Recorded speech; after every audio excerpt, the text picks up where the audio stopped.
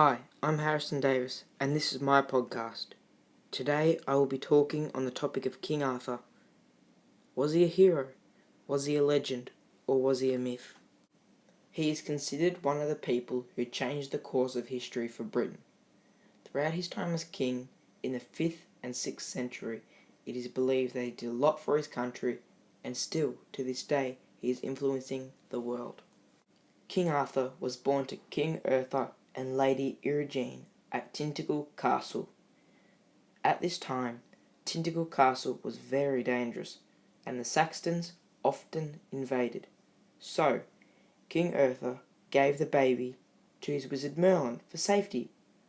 Merlin sent the young baby off to the countryside to live with a family, never knowing who his real parents were.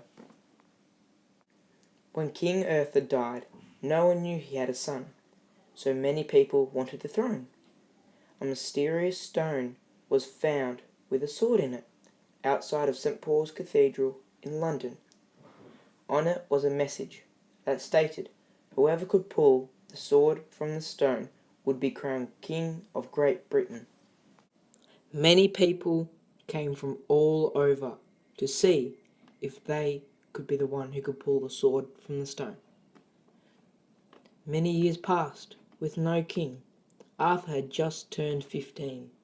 One day he was going into town for one of his foster brother Kay's tournaments, and his job was to bring Kay his sword. But Arthur had forgotten the sword, so he went in search for a new sword. He happened to come across the sword in the stone. Arthur pulled the sword from the stone with ease.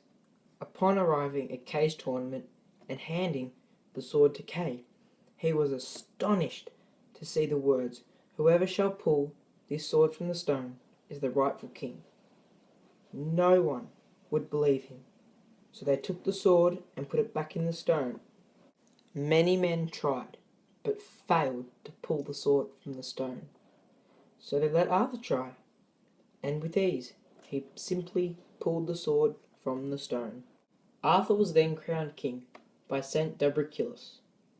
11 of the local kings were not happy with him being king, so they started a rebellion. There is a myth in how he got his great sword, Excalibur. It is believed that his great wizard Merlin, which was his father's wizard, took Arthur to a magical lake where the Lady of the Lake lived, and she gave him the great sword Excalibur. He led his army against the 11 kings in many, many battles, and thanks to Excalibur, he won them all. After the many battles, it is believed Arthur wanted somewhere to settle down, so he chose the castle Camelot. This is where he met and married his beloved princess, Princess Guinevere. As a wedding gift, her father, King Leodegrance, gave them a round table, on which would be the meeting place for the Knights of the Round Table. As it was round, all seats were equal, and no one could say that they were more important than the other. Arthur and the Knights of the Round Table fought many times against the Saxons and defeated them at the Battle of Mount Badon.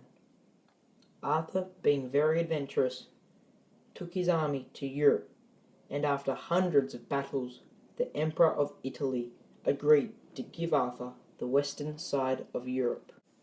There was a conspiracy. One of Arthur's closest knights, Sir Lancelot, fell in love with his queen, and the only person who knew of this was Arthur's nephew, Mordred, who was believed to be very evil.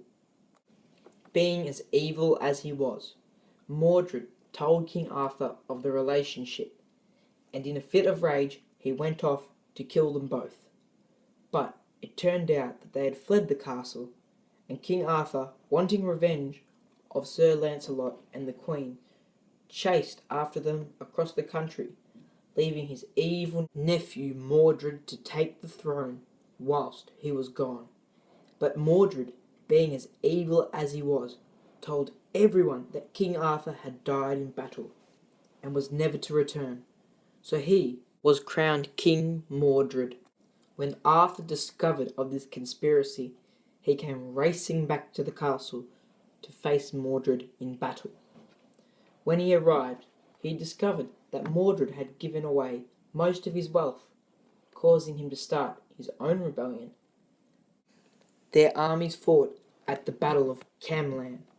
The battle was very gruesome, and not many people survived. Two people who did were Mordred and Arthur. They fought to the death. Arthur managed to kill Mordred. He was badly wounded and died shortly after he killed Mordred. The remaining survivors took over the castle in Arthur's honour. To this day, Arthur is known for his love life, how he pulled the sword from the stone, as well as his leadership and skills as a knight and general. Thanks for listening to the Harrison Davis podcast, and have a great day.